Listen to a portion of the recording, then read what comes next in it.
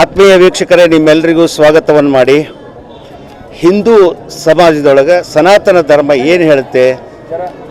ಬಹುತೇಕ ಧರ್ಮದಲ್ಲಿ ಬರುವಂಥದ್ದು ಮಹಿಳೆಗೆ ಭಾಳ ಪ್ರಾಶಸ್ತ್ಯವನ್ನು ಕೊಡಬೇಕು, ಅದರಲ್ಲಿ ವಿಶೇಷವಾಗಿ ಮುತ್ತೈದರಿಗೆ. ಈ ಅಧಿಕ ಮಾಸದಲ್ಲಿ ವಿಶೇಷವಾದಂಥ ಒಂದು ವ್ಯವಸ್ಥೆ ಇದೆ. ಧರ್ಮ ಮತ್ತು ಸೌಭಾಗ್ಯವಂತ ಜೊತೆಗೆ ಸೌಕರ್ಯ ಸಮೃದ್ಧಿ ಇವೆಲ್ಲ ಸಿಗಬೇಕು ಅಂದರೆ ಮಹಿಳೆಯರನ್ನ ಪೂಜಿಸಬೇಕು, ಅದರಲ್ಲಿ ವಿಶೇಷವಾಗಿ ಮುತ್ತೈದರನ್ನು. ಇವತ್ತು ಆ ಕಾರ್ಯ ಬೆಟಗೇರಿಯಲ್ಲಿ ಜಗದಂಬಾ ದೇವಸ್ಥಾನದಲ್ಲಿ ನಡೆದಿದೆ. ಜಗದಂಬಾ ದೇವಸ್ಥಾನ 111 ವರ್ಷದ ಇತಿಹಾಸವನ್ನು ಹೊಂದಿದ್ದು. ಆ ಪ್ರಯುಕ್ತ ಆ ನಿಮಿತ್ತ 111 ಮುತ್ತೈದರಿಗೆ ಇವತ್ತು ಕುಂಕುಮಾರ್ಚನೆ ಮಾಡಿದ್ದಾರೆ, ಜೊತೆಗೆ ಉಡಿ ತುಂಬಿದ್ದಾರೆ. ಉಡಿ ತುಂಬುವಂಥದ್ದು ವಿಶೇಷ ಏನು ಅಂತ ಕೇಳಿದರೆ, ಮಹಿಳೆಯ ಮಡಿಲು ಸಮೃದ್ಧಿಯಾಗಿರಬೇಕು, ಸೌಖ್ಯವಾಗಿರಬೇಕು, ಸಮಾಧಾನವಾಗಿರಬೇಕು. 2 ಭಾಗ ನಮ್ಮ ಹಿಂದೂ ಸನಾತನದಲ್ಲಿದೆ. ಒಂದು ಬಾಗಿನಾದಲ್ಲಿ ಮರದಲ್ಲಿ ಕೊಡ್ತಾರೆ. ಈ ಮುತ್ತೈದರಿಗೆ ಇವತ್ತು ಏನು ಉಡಿ ತುಂಬುವಂಥ ಕೆಲಸ, ಇದು ಹಬ್ಬದಲ್ಲಿ ಮಾಡುವಂಥದ್ದು. ವಿಶೇಷವಾಗಿ ನಾಮಕರಣ, ಮದುವೆ ಇಂಥೆಲ್ಲ ಸಮಾರಂಭ, ಜೊತೆಗೆ ಹಬ್ಬಗಳಲ್ಲಿ ಇವತ್ತು ಜಗದಂಬಾ ದೇವಸ್ಥಾನದಲ್ಲಿ 111 ಮುತ್ತೈದರಿಗೆ ಅತ್ಯಂತ ಹಿಂದೂ ಧರ್ಮದ ಪ್ರಕಾರ ಒಂದು ಸಂಪ್ರದಾಯವನ್ನು ಆಚರಣೆ ಮಾಡುವ ಮೂಲಕ ಬಹಳ ಅದ್ಧೂರಿಯಾಗಿ ಅರ್ಥಪೂರ್ಣವಾಗಿ ಈ ಲೋಕ ಕಲ್ಯಾಣಾರ್ಥಕ್ಕಾಗಿ ಈ ಜಗದಂಬಾ ದೇವಸ್ಥಾನ ಕಮಿಟಿಯವರು ಮಾಡಿದ್ದಾರೆ. ಅದನ್ನೆಲ್ಲ ಈಗ ನಿಮಗೆ ಕಾಣಿಸ್ತೀನಿ ನೋಡಿ.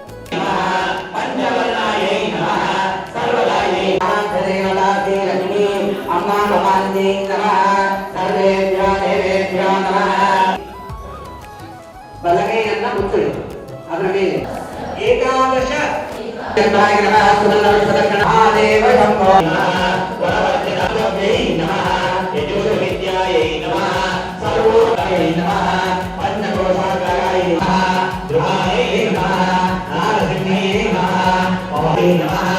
ಲಕ್ಷ್ಮೀ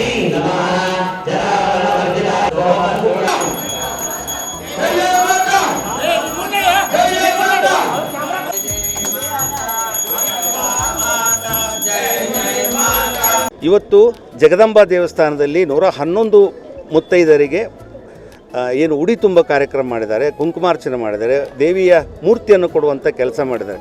ಅದರ ನೇತೃತ್ವವನ್ನು ನಮ್ಮ ವಿಠ್ಠಲ ಮಂದಿರದ ಸಂತೋಷ್ ಭಟ್ ಓಂಕಾರ ಅವರು, ಅರ್ಚಕರು, ಭಾಳ ಜ್ಞಾನಿಗಳು ಮತ್ತು ಸಂಸ್ಕೃತ ಪಂಡಿತರು ಅವರು ನಮ್ಮ ಜೊತೆಗಿದ್ದಾರೆ. ಈ ಅಧಿಕ ಮಾಸದಲ್ಲಿ ಯಾಕೆ ಈ ಕಾರ್ಯಕ್ರಮಗಳನ್ನು ಮಾಡಬೇಕು, ಇದರ ಅರ್ಥ ಏನು, ಇದರ ಮಹತ್ವ ಏನು, ಎಲ್ಲ ವಿಚಾರಗಳನ್ನು ಹಂಚಿಕೊಳ್ತಿದ್ದಾರೆ. ನಿಮಗೆ ನಮಸ್ಕಾರ. ಹೇಳಿ, ಇದು ಬಾಗಿನ ಅಥವಾ ಈ ಉಡಿ ತುಂಬುವಂಥದ್ದು ಏನಿದು ವಿಶೇಷವಾಗಿ ಅಧಿಕ ಮಾಸದೊಳಗೆ ಮಾಡುವಂತಹ ವಿಶೇಷತಃ ಏನಂದ್ರೆ, ಅಧಿಕ ಫಲಂ ಅಂಥೇಳಿ ಒಂದು ಶಾಸ್ತ್ರ ಇದೆ. ಆ ಪ್ರಕಾರವಾಗಿ ಇವತ್ತಿನ ದಿನ ಆ ಪುರುಷೋತ್ತಮ ಪ್ರೀತ್ಯರ್ಥವಾಗಿ ಆ ದೇವಿಯ ಆರಾಧನೆಯನ್ನು ಮಾಡಿದೆ. ಆ ದೇವಿಯ ಆರಾಧನೆ ಯಾಕಂದ್ರೆ ಸಮಾನ ಮನಸ್ಕರು ಕೂಡಿಕೊಂಡು ಇಂತಹ ಮಾಡುವಂತಹ ಕಾರ್ಯಕ್ರಮದಿಂದ ಸಮಾಜದ ಏಳಿಗೆ ಮತ್ತು ಲೋಕ ಕಲ್ಯಾಣಾರ್ಥವಾಗಿ ಈ ಕಾರ್ಯವನ್ನು ಮಾಡಿದೆ. ಅದಕ್ಕೆ ಆ ದೇವಿ ಎಲ್ಲ ಮಾಡಿ ಈ ಕಾರ್ಯದೊಳಗೆ ಎಲ್ಲರೂ ಸೇರಿರುವಂಥ ಎಲ್ಲ ಭಕ್ತಾದಿಗಳಿಗೆ ಒಂದು ಸುಖ, ಶಾಂತಿ, ನೆಮ್ಮದಿ ಇವುಗಳನ್ನು ಕೊಡಲಿ ಅಂಥೇಳಿ ಆ ಭಗವತಿಯಲ್ಲಿ ಬೇಡಿಕೊಳ್ಳೋದಕ್ಕೆ ಈ ಕಾರ್ಯಕ್ರಮವನ್ನು ಮಾಡಿದೆ. ಈ ಅಧಿಕ ಮಾಸದಲ್ಲಿ ಮಾಡುವಂಥದ್ದು ಏನು? ಅಧಿಕ ಮಾಸ ಅಂತಂದರೆ ಈಗ ನೀವು ಈ ಮೊದಲಾಗಿ ನೀವು ಹೇಳಿದಿರಿ ಈ ವಿಷಯವನ್ನು. ಅಧಿಕ ಫಲಂ ಅಂದ್ರೇನು? 2 ಪಟ್ಟು ಫಲ ಬರ್ತದೆ ಅಂತ ಅರ್ಥ. 2 ಪಟ್ಟು ಫಲ ಬರ್ತದೆ. ಯಾವುದು? ಒಂದು ಕಾರ್ಯವನ್ನು ಮಾಡಿದಾಗ 2 ಪಟ್ಟು ಫಲ. ಆ ಪ್ರಕಾರವಾಗಿ ಇರ್ತದೆ. ಈ ಬಾಗಿನ ಮತ್ತು ಉಡಿ ತುಂಬ ವ್ಯತ್ಯಾಸ ಏನು? ಬಾಗಿಣ ಅಂತಂದ್ರೆ ಇಲ್ಲಿ ಮಾಡಿದಂಥ ಕಾರ್ಯ ಏನಿದೆ, ಕುಂಕುಮಾರ್ಚನೆ ಪೂರ್ವಕವಾಗಿ ಮುತ್ತೈದರಿಗೆ ಬಾಗಿಣ ಕೊಟ್ಟಿಲ್ಲ, ಬಾಗಿಣ ಬದಲಿ, ಬಾಗಿಣ ಅನ್ನೋ ವಿಷಯನ ಬದಲಿ ಇರ್ತದೆ. ಮತ್ತು ನಾವು ಇಲ್ಲಿ ಮಾಡಿದ್ದು ಕೇವಲ ಬಂದಂಥ ಮುತ್ತೈದರಿಗೆ ಉಡಿ ತುಂಬುವ ಕಾರ್ಯಕ್ರಮವನ್ನು ಮಾಡಿದೆ. ಓಕೆ, ಏನು ಹೇಳ್ತೀರಿ ಜನರಿಗೆ? ಇದರಿಂದ ಏನಂದ್ರೆ, ಈಗ ನಡೆದಂಥ ದೇಶದ ಒಂದು ವಾತಾವರಣದೊಳಗೆ ಆ ದೇವಿಯ ಅನುಗ್ರಹದಿಂದ ಎಲ್ಲವೂ ಸೌಖ್ಯವಾಗಿರಲಿ ಅನ್ನೋದು ಮೂಲ ಉದ್ದೇಶ. ಎಲ್ಲರೂ ಸೌಖ್ಯವಾದಿಂದ ಇರಬೇಕು, ಸರ್ವೇ ಜನ ಸುಖಿನೋ ಭವಂತು, ಆ ಉದ್ದೇಶದಿಂದ ಮಾಡಿದೆ. ಮತ್ತು ಈ ಕಾರ್ಯಗಳನ್ನು ಮಾಡುವಂತಹ ಮೂಲ ಉದ್ದೇಶ ಏನಂದ್ರೆ, ಜಾಯತೆ ತ್ರಿಋಣಂ ಅಂಥೇಳಿ, ಮನುಷ್ಯನಾದವನಿಗೆ 3 ಮಹತ್ತರವಾದಂಥ ಋಣಗಳಿರ್ತಾವೆ. ಆ ಋಣಗಳು ಯಾವಪ್ಪ ಅಂದರೆ, ಒಂದನೇದ್ದು ಪಿತೃ ಋಣ ಇರ್ತದೆ, 2ನೇದ್ದು ದೇವತಾ ಋಣ ಇರ್ತದೆ, ಮೂರನೇದ್ದು ಋಷಿ ಋಣಗಳಿರ್ತವೆ. ಈ 3 ಋಣಗಳನ್ನು ಕಳ್ಕೊಳ್ಳೋಕ್ಕೆ ಇಂಥ ಸಾಮಾಜಿಕ ಕಾರ್ಯಗಳನ್ನು ಮಾಡಬೇಕು. ಒಂದನೇ ಋಣ ಪಿತೃಋಣ ಯಾವಾಗ ತೀರ್ತದಂದ್ರೆ, ನಮಗಾದಂಥ ಮಕ್ಕಳಾದ್ರಂದ್ರೆ ಪಿತೃಋಣ ತೀರ್ತದೆ, ಅಂದರೆ ಅವರಿಂದ ಮುಂದಿನ ಕೈಕರ್ಯಗಳನ್ನು ಮಾಡಲಿಕ್ಕೆ ನಡೀತದೆ. 2ನೇದ್ದು ದೇವತಾಋಣ ಅಂದರೆ ಇಂಥ ಕಾರ್ಯದೊಳಗೆ ಯಾವುದೇ ಕಾರ್ಯವನ್ನು ಮಾಡಿದರೂ ದೇವತೆಗಳು ತೃಪ್ತಾಗ್ತಾರೆ. ದೇಹದಿಂದ ಮಾಡಲಿ, ಧನದಿಂದ ಮಾಡಲಿ, ಯಾವುದೇ ಇದರಿಂದ ಮಾಡಿದರೂ ಅದರಿಂದ ಏನಾಗ್ತದೆ, ಈ ಬಂದಂಥ ಜಗದೊಳಗೆ ದೇವಸ್ಥಾನದ ಆವರಣದ ಕಸ ಹೊಡೆದ್ರೂ ಇದರಿಂದ ದೇವತಾ ಋಣ ತೀರ್ತದೆ. ಮೂರನೇದ್ದು ಋಷಿ ಋಣ ಇರ್ತದೆ. ಯಾಕಂದ್ರೆ ಆ ಮಹಾತ್ಮರು ಬರೆದಿಟ್ಟಾರಂತ ಹೇಳಿ ನಮಗೆ ಗುರ್ತದಲ್ಲ ಇದು ಇಂಥದ್ದೆಲ್ಲ. ಅದರಿಂದ ಅವರು ತೃಪ್ತಾಗ್ತಾರೆ. ಹೆಂಗೆ ತಾಯಿ ಅಡಿಗೆ ಮಾಡಿಟ್ಟಾಗ ಮಕ್ಕಳು ಸಂತೋಷದಿಂದ ಉಂಡಾಗ ಎಷ್ಟು ಸಂತೋಷ ಆಗ್ತದೋ ಹಂಗೆ ಆ ಋಷಿಗಳಿಗೆ ತೃಪ್ತಾಗ್ತದೆ. ಈ ಋಣ ಬಾಧೆಯನ್ನು ತೀರಿಸಿಕೊಳ್ಳೋದಕ್ಕೆ ಇಂಥ ಕೈಂಕರ್ಯಗಳನ್ನು ಮಾಡೋದು. ನಮಸ್ಕಾರ. ಅಂಬಾಭವಾನಿ ಬೆಟಗೇರಿ ದೇವಸ್ಥಾನ ಇಂದು ಅಂಬಾಭವಾನಿ ಪ್ರತಿಷ್ಠಾಪನಾ ಆಗಿ 111ನೇ ವರ್ಷ ಆಯಿತು. ಅದರ ಪ್ರಯುಕ್ತ ಅಧಿಕ ಮಾಸದ ನಿಮಿತ್ತ ಕುಂಕುಮಾರ್ಚನೆ ಕಾರ್ಯಕ್ರಮವನ್ನು ಏರ್ಪಡಿಸಲಾಗಿತ್ತು. 111 ಮುತ್ತೈದೆಯರಿಗೆ ಕುಂಕುಮಾರ್ಚನೆ ಕಾರ್ಯಕ್ರಮ ಏರ್ಪಡಿಸಿ ಎಲ್ಲರೂ ಕೆಂಪು ಸೀರೆಯನ್ನುಟ್ಟು ಅತ್ಯಂತ ಭಕ್ತಿಭಾವದಿಂದ ಕುಂಕುಮಾರ್ಚನೆಯನ್ನು ನೆರವೇರಿಸಿದರು. ಅದೇ ರೀತಿ ಜಗದಂಬೆಯ ಆಶೀರ್ವಾದ ನಮ್ಮ ಮೇಲೆ ಸದಾ ಇರಲಿ ಎಂದು ಎಲ್ಲರಿಗೂ ಲೋಕ ಕಲ್ಯಾಣಾರ್ಥವಾಗಿ ಇದು ಕಾರ್ಯಕ್ರಮ ಹಮ್ಮಿಕೊಳ್ಳಲಾಗಿತ್ತು. ಎಲ್ಲರಿಗೂ ಕಲ್ಯಾಣವಾಗಲೆಂದು ಶುಭ ಹಾರೈಸುತ್ತೇವೆ. ಬೆಟಗೇರಿ SSK ಸಮಾಜದ ವತಿಯಿಂದ ಎಲ್ಲರಿಗೂ ಧನ್ಯವಾದಗಳು, ಎಲ್ಲರಿಗೂ ನಮಸ್ಕಾರಗಳು. ಇವತ್ತು ಕುಂಕುಮಾರ್ಚನೆಯನ್ನು ಬೆಟಗೇರಿ ಅಂಬಾಬೆ ದೇವಸ್ಥಾನದಲ್ಲಿ ಕುಂಕುಮಾರ್ಚನೆಯನ್ನು ನೆರವೇರಿಸಲಾಯಿತು. ಅಂಬಾಭವಾನಿಯ 111ನೇ ಪ್ರಾಣ ಪ್ರತಿಷ್ಠಾಪನೆಯ ನಿಮಿತ್ತವಾಗಿ 111 ಮುತ್ತೈದೆಯರಿಂದ ಕುಂಕುಮಾರ್ಚನೆಯನ್ನು ಅತಿ ವಿಜೃಂಭಣೆಯಿಂದ ನೆರವೇರಿಸಲಾಯಿತು. ಈ ಕುಂಕುಮಾರ್ಚನೆಗೆ ಭಾಗವಹಿಸಿದ್ದಕ್ಕಾಗಿ ನಮಗೆ ತುಂಬ ಖುಷಿಯಾಯಿತು.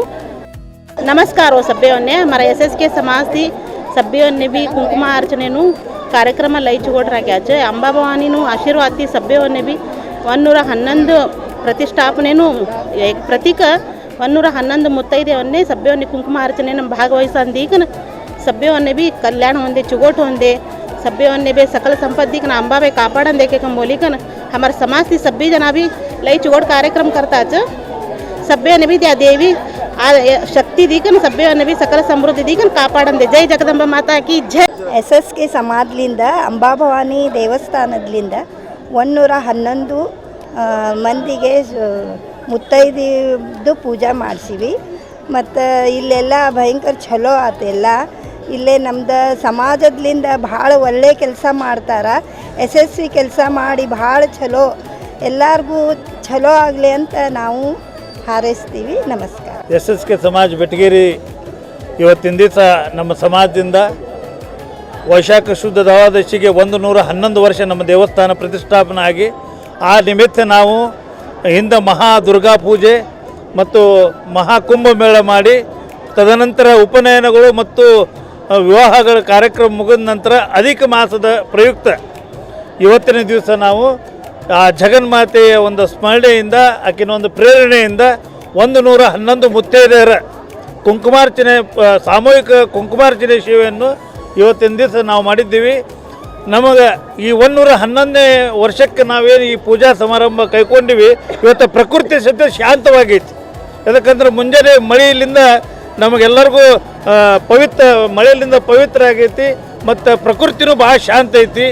ಈ ಒಂದು ಆ ದೇವಿ ಪ್ರಸನ್ನ ಆಗ್ಯಾಳ ಅಂತೇಳಿ ಇವತ್ತಿನ ದಿವಸ ಅನ್ಕೊಂತ ಇದೇ ರೀತಿ ಗದಗ ಜಿಲ್ಲೆ ಗದಗ ತಾಲೂಕು ನಮ್ಮ ಕರ್ನಾಟಕ ರಾಜ್ಯ ಶಾಂತಿಯುತವಾಗಿ ಸಮೃದ್ಧಿ ಆಗಲಿ, ಉತ್ತರ ಬೆಳೆಯಲಿ ಅಂತೇಳಿ ಆ ಜಗನ್ಮಾತೆಯಲ್ಲಿ ಬೇಡ್ಕೊಂತ ಬಂದಂಥ ಎಲ್ಲ ಭಕ್ತರಿಗೂ ಆ ದೇವಿ ಒಳ್ಳೆಯ ಒಂದು ಆಯುಷ್ಯ ಆರೋಗ್ಯ ಸಿರಿ ಸಂಪತ್ತು ಕೊಟ್ಟು ಕಾಪಾಡಂತೆ ಆ ತಾಯಿ ಜಗನ್ಮಾತೆಗೆ ಈ ಒಂದು ಸಂಸ್ಥೆಯ ಉಪಾಧ್ಯಕ್ಷನಾಗಿ ನಾನು ಬೇಡ್ಕೊಳ್ತೀನಿ. ಜೈ ಜಗನ್ಮಾತೆ. ಬೆಟಗೇರಿಯಲ್ಲಿ SSK ಸಮಾಜಕ್ಕೆ ಒಂದು ಶುಭ ದಿನ ಅಂತ ಹೇಳಲು ನಾನು ಬಯಸುತ್ತೇನೆ. ನಮ್ಮ ಗುಡಿ ಸ್ಥಾಪನೆ ಆಗಿ 111 ವರ್ಷ ಆಯಿತು.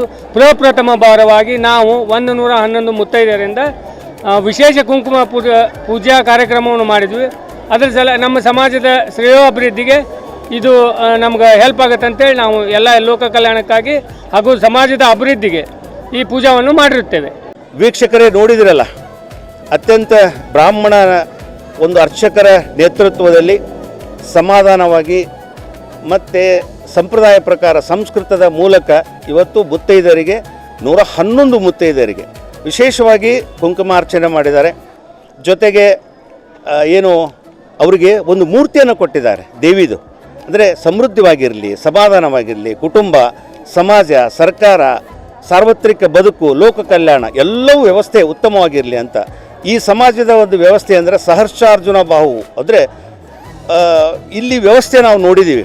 ಜಗದಂಬಾ ದೇವಸ್ಥಾನ ಇವ್ರಿಗೆ ಒಂದು ಭಾವ ಅಲ್ಲ, ಸಾವಿರಾರು, ಇವರು ಇಡೀ ದೇಶವನ್ನು ಕಾಯುವಂಥ ಒಂದು ಶಕ್ತಿ ಇರುವಂಥದ್ದು. ಇವರು ಎಲ್ಲ ಯೋಧಗೆ ಅಂದರೆ ಸೈನಿಕರು ಹೋಗುವಾಗ ಪೂಜೆ ಮಾಡುವಂಥದ್ದು.